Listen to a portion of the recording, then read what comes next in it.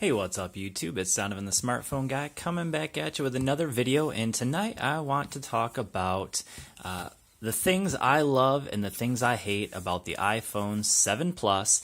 And now, I want to say this, I am an Android user. I have used just about every Android flagship phone, mid-range, budget phone. I've used them all, and so I am, first of all, going to put out this from the beginning that I am an Android lover. And I have used a number of iPhones. I always go back to Android. So this is a little bit biased, so I want to just talk about what I love and what I hate. And I want you guys to hit me up in the comment section. I want you to blow it up because I want to know what your thoughts are and why you hate the iPhone and love Android or whatever, or vice versa, why you love the iPhone, hate Samsung or whatever. But anyways, I want to talk about why I love this phone, what I hate about it, and what is, decent about it. So first of all, let's talk about the battery life. So I'm not going to really go into great detail about the battery life, except to say this: if you can find an Android phone with a 2910 milliamp hour battery that gets the kind of battery life that this phone gets, the iPhone 7 Plus, yeah, you won't find it. And that's because this phone will just blow away any Android phone in terms of battery life.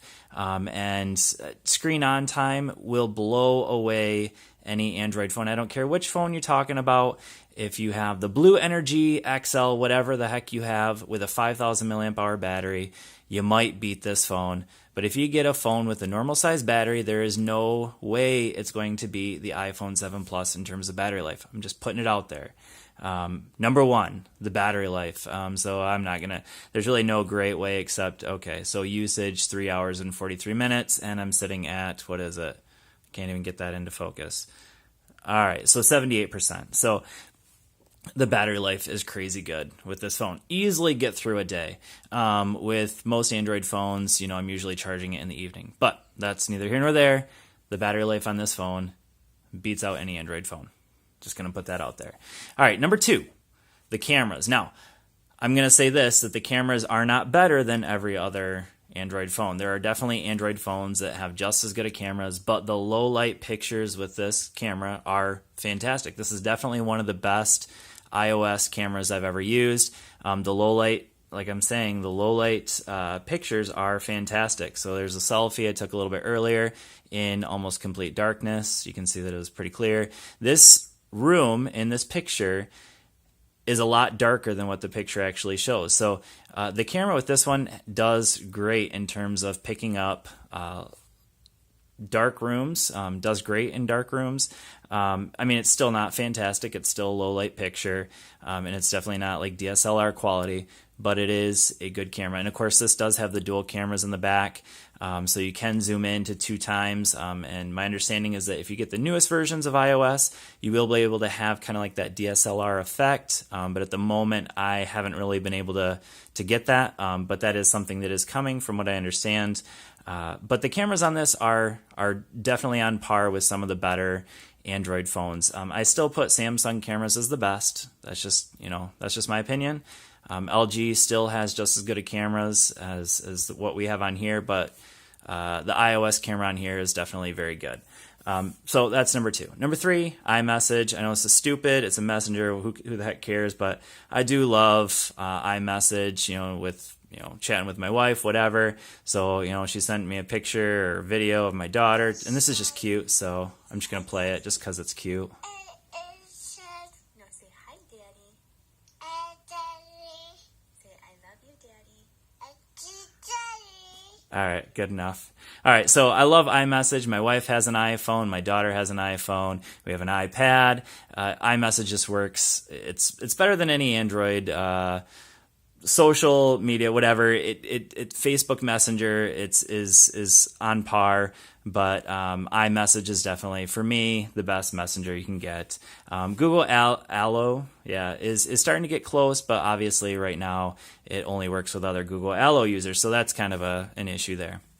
The accessories, of course, with an iPhone, because, there are so many iPhone users out there.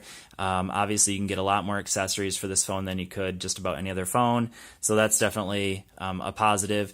The Fluidity iOS, it doesn't really matter how much RAM you have if the phone just works. And that's the issue here. The phone just works. There are no slowdowns. You can see that I never kill apps. Okay. And this phone, I can jump into just about any app. Let's see. Okay, Netflix. All right, so it brings it right back. Oh, whoa, look at that. Oh, look at that. There's a RAM management issue. Okay, so you can clearly see that it had to recall it. So there we go. There's an issue. RAM management. Let's see if we can go back in. I just read the Bible to my son a little bit earlier. Oh, okay. That jumped it right back into that one. So anyways, you can see there's a ton of apps running. It hasn't killed any apps, but obviously it had to recall an app there. So maybe that's a negative. I don't know. But the Fluidity is is a fast phone. There's just no question about it. Samsung phones definitely have lag issues, even with 4 and 6 gigs of RAM, whatever. This definitely is more of a fluid phone, in my opinion. Of the phones I've used, it definitely is one of the fastest ones. OnePlus 3 is the phone that I would say has this one beat. The OnePlus 3 has got to be the fastest phone I've ever used. Just from my perspective, I've used a lot of different phones, and the OnePlus 3 has got to be the fastest one, but this one's darn close. And then, of course, it's waterproof. There's a bunch of Android phones that are waterproof, but it's nice that that's finally something you can get with an iPhone.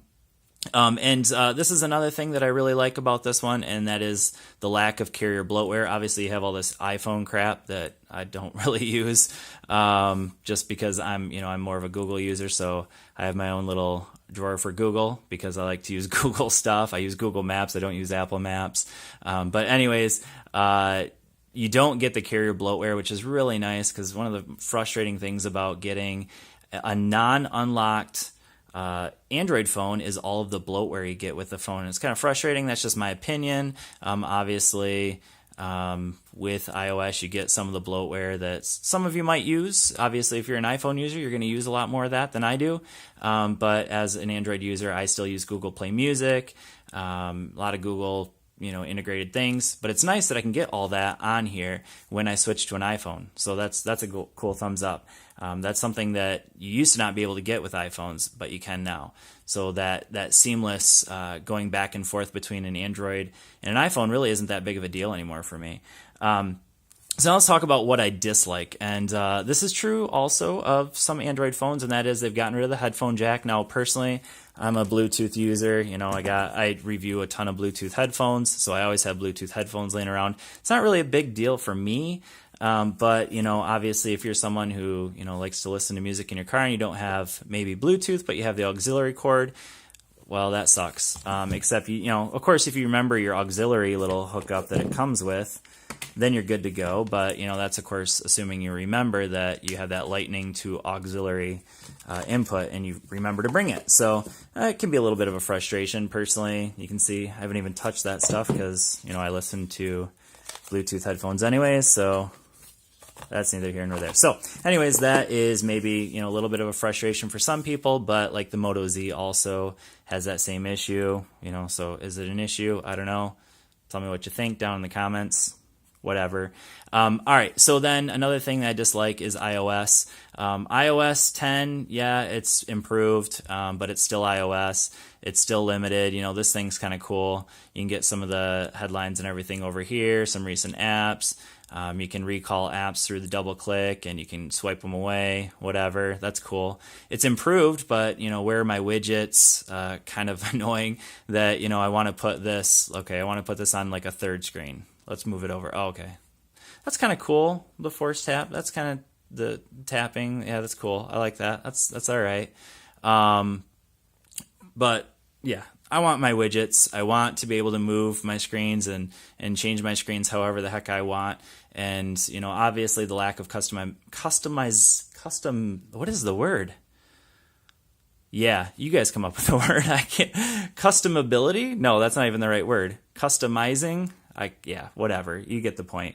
I really want to be able to customize my phone, and with iOS, obviously, you can't do that. I can't move my widgets, or I can't I can't create widgets. At least they have folders, I suppose. That's great. But obviously, your next app is always going to go down here in the bottom, which is kind of frustrating and annoying. I wish you could change that. iOS, when are you going to do that?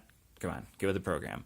But anyways, and then the last thing I want to talk about is this is kind of a neutral thing. This isn't really a love or hate thing, but the speakers on this are much improved from previous iPhones. Obviously, they're still bottom firing, but of course, you get dual bottom firing speakers, which is nice, and it sounds pretty solid in my opinion. So it'd be nice if they were front facing. Obviously, front facing is better on just about any phone in my opinion.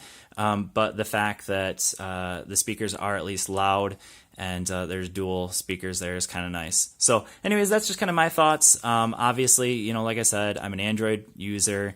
This is the iPhone 7 Plus, and I got the 128 gig version. Obviously, there's no SD card slot. That might be a frustration for some people as well. But, you have the 256 gig version. I will say one other thing. The price point, the price is holy crap. This was a $900 phone. By the time you add in taxes, $960. Is it worth it? No, absolutely not.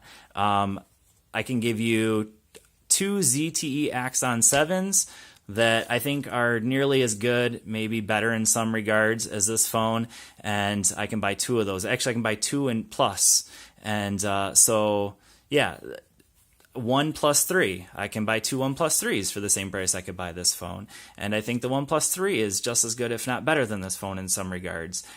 So the price, I still think, obviously Apple's selling a product. They make a good product. They make a good phone, but is it worth the price that they're asking? In my opinion, no. I mean, I'm paying for it because I'm a reviewer, whatever. But I still think, if you can get a ZTE Axon 7, you can get a 1 plus 3. You can get even an Alcatel Idol 4S for $350 or $400.